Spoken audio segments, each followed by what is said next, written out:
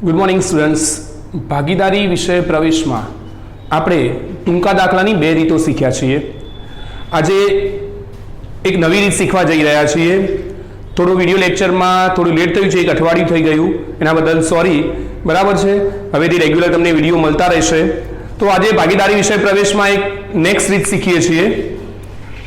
રામને શ્યામના હિસ્સાનો અડધો ભાગ, રામને શ્યામના હિસ્સાનો અડધો ભાગ તથા ઘનશ્યામને રામના હિસ્સાનો 4 ગણો ભાગ મળે છે.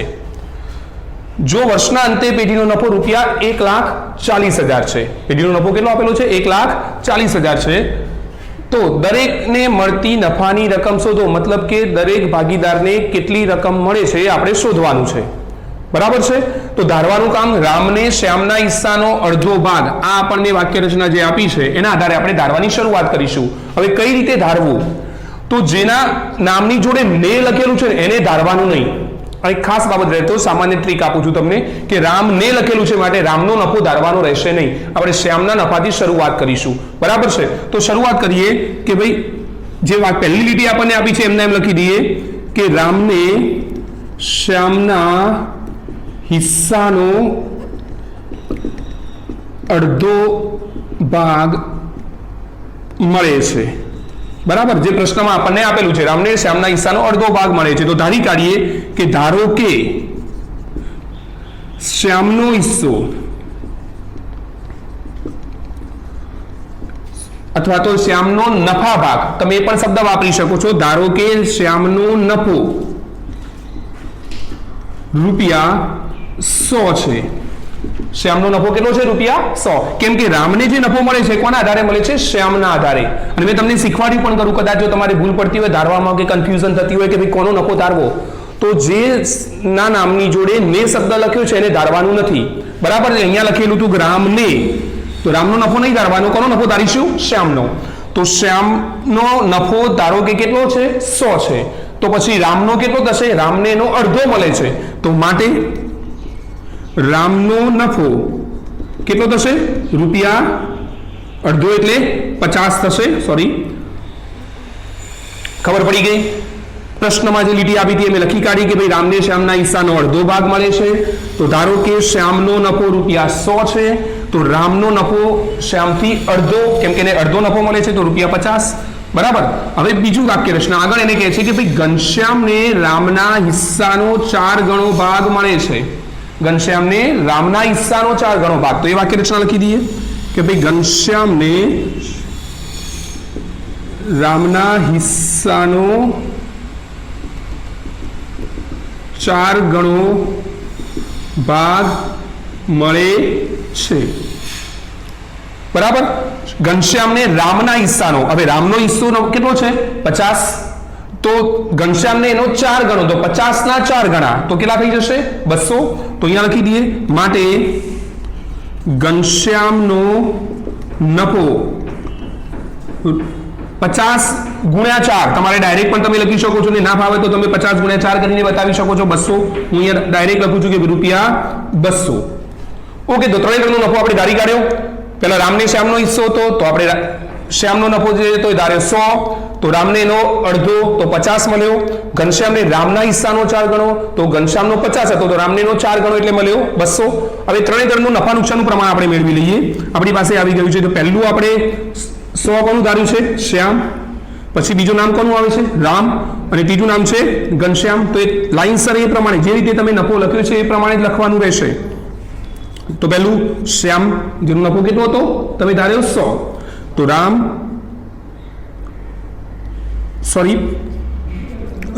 અને ઘનશ્યામ નું નફા નુકસાનનું પ્રમાણ,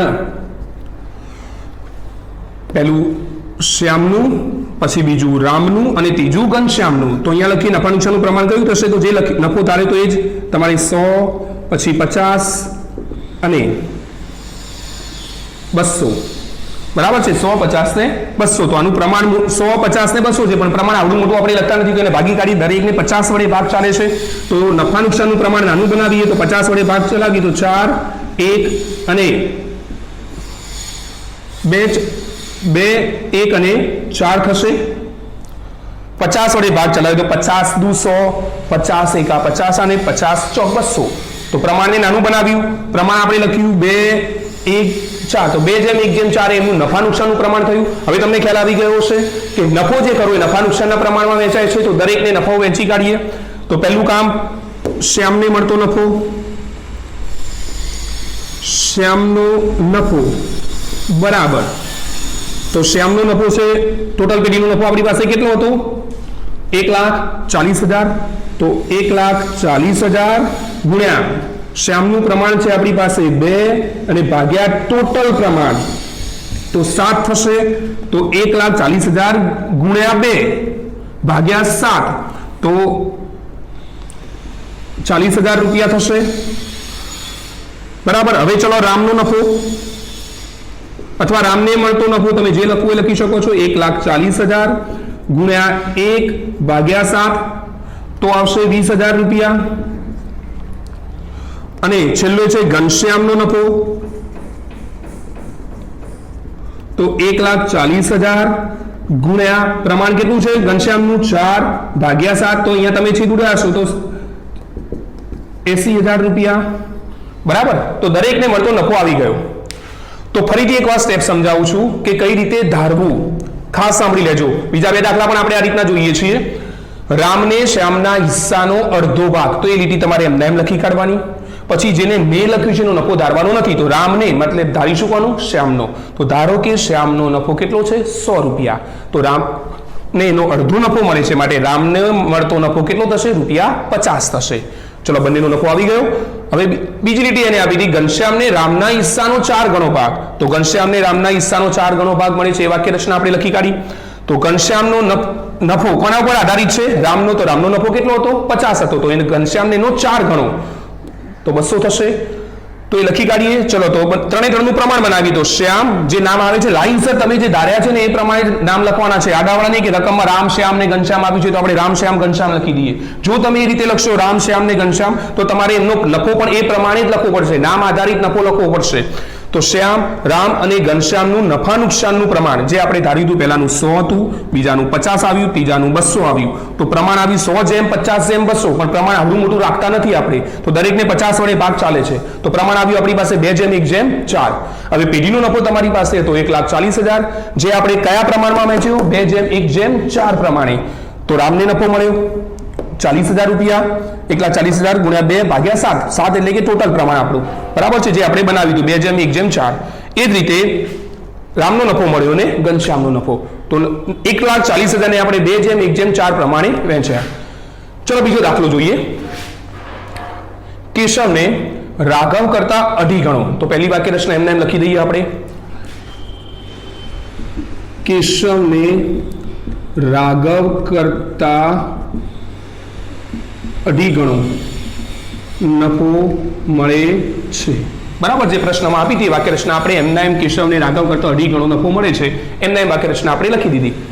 હવે ધારવાનું કામ તો મેં તમને આગળ પણ કીધું કે જેને જોડે ને લખેલું છે એને ધારવાનું નથી. તો ધારીશું કોનો? રાઘવનો. તો ધારો કે રાઘવનો નફો ₹100 છે. એક બીજી ચોખવટ કરી દઉં કે સાહેબ દરેક વખતે 100 ધારવું, કદાચ મનમાં એવો તમને પ્રશ્ન થતો હશે. તમે 100 પણ ધારી શકો છો, 1 પણ ધારી શકો છો, 10 પણ ધારી શકો, 10,000 પણ ધારી શકો છો. પણ તમને ખ્યાલ છે જેમ તમે મોટી રકમ ધારશો એમ પ્રમાણ તમારું મોટું આવશે. પછી તમારે એને નાનું બનાવવું જ પડશે. તો વિચારીને ધારશો. 10 પણ ધારી શકો અને 1 પણ ધારી શકો ને 100. પણ સામાન્ય રીતે 100 આપણા માટે રિઝનેબલ રહેશે. ધારો કે રાઘવનો નફો ₹100 છે બરાબર. હવે એને શું કીધું છે? કેશવને રાઘવ કરતા 2.5 ગણો. રાઘવ કરતા 2.5 ગણો. રાઘવનો નફો તમે કેટલો ધાર્યો? 100. તો કેશવનો 2.5 ગણો એટલે કેટલો થશે? 100 ગુણ્યા 2.5 એટલે કે 2.5 એટલે કે 250 થશે. તો અહીંયા લખી દઈએ આપણે. ચલો તો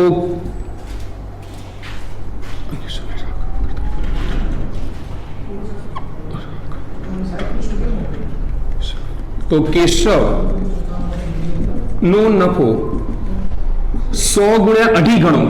2.5 ગણો એટલે 2.5 એટલે કે 250 બરાબર. પેલાનો 100 હતો એનો 2.5 ગણો. 2.5 ગણો એટલે 2.5 વડે ગુણ્યા એટલે કે 250 બરાબર છે. ચલો હવે નેક્સ્ટ વાક્ય રચના, માધવને રાઘવનો 3/4 નફો. એ વાક્ય રચના લખી દઈએ, માધવને રાઘવનો 3/4 નફો મળે છે. તો ચલો લખી દઈએ હવે, રાઘવનો 3/4 માધવને નફો મળે છે, પણ કોના આધારે? રાઘવના આધારે. તો માટે માધવનો નફો કોના પર આધાર રાખે છે? રાઘવનો નફો તમારી પાસે કેટલો છે?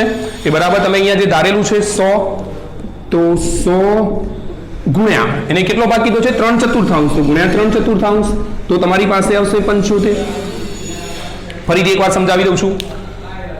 ધારો કે રાઘવનો નફો 100 છે, કેશવને એનો 2.5 ગણો મળે છે, એટલે 100 ગુણ્યા મેં 2.5 કર્યા તો 2.5 કર્યા એટલે 250 થયા. પછી બીજી વાક્ય રચના આપી દીધી, માધવને રાઘવનો 3/4 નફો મળે છે, તો માધવનો નફો જે હતો એ 100 એના 3/4 કર્યા તો આપણને મળ્યા 75. હવે નફા નુકસાનનું પ્રમાણ લખી દઈએ, જે આપણે ધાર્યું હતું એ પ્રમાણે. પહેલા રાઘવ ધારેલું હતું, પછી કેશવ, બરાબર, ને પછી માધવ. ઓકે, તો રાઘવ, કેશવ અને માધવનું નફા નુકસાનનું પ્રમાણ બરાબર. તો પહેલાનું 100 હતું, બીજાનું 250 હતું અને ત્રીજાનું 75, જે આપણે ધારેલો હતો, બરાબર. દરેકને 25 વડે ભાગ ચાલે છે, તો 4, 10 અને 3. પ્રમાણને મેં નાનું બનાવ્યું છે. હવે નફો વહેંચી લેવાનો છે, બરાબર. હવે ફક્ત દરેક ભાગીદારને નફો શોધવાનો નથી, ફક્ત માધવનો જ નફો શોધવાનો છે. તો સીધે સીધું લખી દઈએ કે ભાઈ પેઢીનો નફો કેટલો છે. તો અહીંયા લખી શકો તમે કે ભાઈ પેઢીનો કુલ નફો રૂપિયા 1,02,000 છે, બરાબર. હવે માધવને ભાગે કેટલો આવશે તમારે શોધવાનું કીધું છે કે માધવનો નફો તો 1,02,000 ગુણ્યા, હવે માધવની વાત કરી છે તો માધવનું પ્રમાણ કેટલું છે? અહીંયા તમે લખેલું છે કે ભાઈ 4:10:3, તો એમાં માધવનું કયું? તો 3. તો ગુણ્યા 3 અને ભાગ્યા 17, બરાબર છે. તો તમે ગણતરી કરશો, 17 વડે ભાગ ચલાવીશું તો તમને જે છેદ ઉડાડીશું આપણે કે 1,02,000 ગુણ્યા 3 અને ભાગ્યા આપણે 17 કરીશું તો 18,000 રૂપિયા એનો નફો મળશે. તમે છેદ ઉડાડશો કેલ્ક્યુલેટરની મદદથી તો તમને મળશે નફો કેટલો? 18,000 રૂપિયા. ઠીક છે. તો અહીંયા ફક્ત માધવનો નફો શોધવાનો કીધો, તો આપણે માધવનો નફો શોધી કાઢ્યો. તો આપણો બીજો દાખલો ફરીથી બોલું છું કે તમને ધ્યાન રાખવાનું કે તમે કોનો ધારવો છો એ તમને આવડવું જોઈએ. પછી 2 ગણો 3 ગણો કે તો 100 ધારે હોય તો 200 થશે, 2.5 ગણો કીધું એટલે મેં 2.5 ગણો, બરાબર છે ને. 3/4 એટલે 100 ના 3/4 તો આપણા 75 થયા. ઓકે, ચલો નેક્સ્ટ દાખલો, ત્રીજો દાખલો સમજાવું છું તમને. સરિતાને સાગરના હિસ્સાનો 5મો ભાગ. પહેલા એના વાક્ય રચના તમારી સીધી સીધી લખીને દાખલો સ્ટાર્ટ કરવાનું છે. તો સરિતાને સાગરના હિસ્સાનો 5મો ભાગ મળે છે. ચલો ધારવાનું કામ. હવે તો ખ્યાલ આવી ગયો છે કે કોનાથી દાખલો શરૂઆત કરવો. તો સરિતાને, તો માટે સરિતાનો નફો ધારવાનો નથી. કોનો નફો ધારીશું આપણે? સાગરનો. તો ધારો કે સાગરનો નફો રૂપિયા કેટલો છે? 100 છે, બરાબર. હવે સરિતાને સાગરના હિસ્સાનો 5મો ભાગ મળે છે. 5 ગણો નથી. જો 5 ગણો હોય તો આપણે 100 ગુણ્યા 5 એટલે કે 500 થશે, પણ 5મો ભાગ મળે છે તો માટે સરિતાનો નફો થશે નફો તો 100 ગુણ્યા એનો 5મો ભાગ કીધો છે એટલે કે 1/5 થશે, બરાબર. તો અહીંયા લખીશું આપણે 20, તો એના ભાગે 20 થશે. ચલો બીજી વાક્ય રચના જે અહીંયા આપેલી છે કે ઝરણાને સરિતાના હિસ્સાથી બમણો ભાગ મળે છે. તો એ વાક્ય રચના આપણે લખી દઈએ કે ઝરણાને સરિતાના હિસ્સાથી બમણો ભાગ મળે છે, બરાબર છે. ઝરણાને સરિતાના હિસ્સાથી, તો સરિતાનો તમારી પાસે કેટલો આવે છે? 20. તો એનાથી બમણો, તો 20 નો બમણો 40 થશે. તો માટે ઝરણાનો નફો 20 હતો ને એનો બમણો ભાગ કરીએ તો આપણી પાસે આવશે 40, બરાબર. હવે દરેકને નફા નુકસાનનું પ્રમાણ આપણી પાસે આવી ગયું છે તો લખી દઈએ. પહેલું જે ધાર્યું હોય એ પ્રમાણે સ્ટાર્ટ કરીશું. પહેલું સાગર, પછી સરિતા ને ત્રીજું થશે ઝરણા. તો સાગર, સરિતા અને ઝરણાનું નફા નુકસાનનું પ્રમાણ બરાબર, તો તમે જે 100 પહેલી તમે જે તારેલા 100, પછી આવ્યા તમારી પાસે 20 અને પછી આવ્યા 40. હવે દરેકને તમારે જોઈએ તો દરેકને 20 વડે ભાગ ચાલે છે, બરાબર. તો અહીંયા 5 થશે, અહીંયા 1 થશે ને અહીંયા 2. 20 વડે ભાગ કર્યા પ્રમાણને મેં નાનું બનાવ્યું, બરાબર. તો 5:1:2. હવે આપણે બે દાખલા તમે પહેલા પણ જોયા. હવે તમને ખબર છે કે જે નફો આપ્યો છે એને આપણે કયા પ્રમાણમાં વેચીશું? 5:1:2 પ્રમાણે. તો પહેલા પેઢીનો નફો કેટલો આપણને આપેલો છે? પેઢીનો નફો આપેલો છે 96,000. તો અહીંયા લખી દઈએ કે ભાઈ પેઢીનો કુલ નફો આપણી પાસે છે ₹96,000. ચલો હવે લાઈનસર વેચીએ. એને કીધું છે કે ભાઈ દરેક ભાગીદારને મળતી રકમ શોધો. આ દાખલામાં ફક્ત એકનું જ શોધવાનું કીધું હતું. અહીંયા 3 ભાગીદારનું. જો કે તમને એકને શોધતા આવડે છે, 3 ના તો આવડવાનું છે. હવે દાખલો તો લગભગ પતી ગયો કહેવાય, કેમ કે 96,000 ને આપણે કયા પ્રમાણે વેચવાનું છે? 5:1:2 પ્રમાણે. તો ચલો હું પહેલા તમને એક સાગરનું વેચીને બતાવું છું કે ભાઈ સાગરનો નફો અથવા સાગરને મળતો નફો તો 96,000 ગુણ્યા સાગરનો હિસ્સો છે આપણી પાસે 5 અને ભાગ્યા ટોટલ પ્રમાણ, તો તમારી પાસે આવશે ₹60,000. બરાબર છે. તમે છેદ ઉડાડશો તો તમારી પાસે આવશે ₹60,000. સાગરના ભાગે નફો આવ્યો ₹60,000. એ જ રીતે સરિતાની વાત કરીએ કે ભાઈ સરિતાનો નફો તો 96,000 ગુણ્યા એનું પ્રમાણ છે 1 ભાગ્યા છે 8, તો આવશે તમારી પાસે ₹12,000. તમારી ભાગે આવશે ₹12,000. અને ઝરણાની વાત કરીએ કે ભાઈ ઝરણાનો નફો તો 96,000 ગુણ્યા એનું પ્રમાણ છે આપણી પાસે 2 ભાગ્યા 8, તો આવશે ₹24,000. બરાબર છે. તો આપણી આ ત્રીજી રીત જે તમને મેં 3 દાખલા સમજાવ્યા. અને ધારતા ખાસ વારંવાર બોલું છું કે જેની જોડે ને લગાડેલું છે એને ધારવાનું નથી, એની બાજુમાંનું નામ લખીને આપણે ચાલુ કરીશું. અને બીજો મગજમાંથી પ્રશ્ન કાઢી નાખજો કે રકમ કેટલી ધારવી, 100 થી ધારવું કે 50 થી ધારવું, તમારે મન ફાવે રકમ ધારી શકો છો. પણ ધારતી વખતે એક બાબત ખાસ ધ્યાન રાખજો કે જો ત્રીજો ભાગ લખે કે ભાઈ રામને શ્યામના હિસ્સાનો ત્રીજો ભાગ મળે છે, તો તમે 100 ધારી શકશો નહીં, કેમ કે 100 નો ત્રીજો ભાગ કરશો તો તમારો જવાબ આવશે પોઈન્ટમાં 33.33 આવશે. તો જો ત્રીજો ભાગ કે તો એક ખાસ બાબત રાખજો, તમે 30 કે 90 કે 60 કે 120 ગમે તે રકમ ધારીને સ્ટાર્ટ કરી શકો છો. અહીંયા કોઈ ત્રીજા ભાગ દાખલાનો એવો કોઈ રકમ આવી નથી કે ભાઈ ત્રીજો ભાગ મળે છે. પણ ઇન કેસ જો બોર્ડમાં કે કોઈ જગ્યાએ પ્રેક્ટિસ વર્કમાં કે અન્ય સંદર્ભ બુકમાં તમને કોઈ આવો દાખલો જોવા મળે અને એમ કે ભાઈ રામને શ્યામના હિસ્સાનો ત્રીજો ભાગ મળે છે, તો શ્યામનો નફો તમારે 100 ધારવાનો નથી, કેમ કે એનો ત્રીજો ભાગ તમે નહીં કરી શકો. તો પછી 30, 3 કે 60 કે ટૂંકમાં 3 વડે ભાગ ચાલે એવી રકમ ધારીને દાખલો સ્ટાર્ટ કરવાનો રહેશે. તો સારું, નવી રીત જોઈશું નેક્સ્ટ વિડીયોની અંદર. ત્યાં સુધી ગુડ બાય.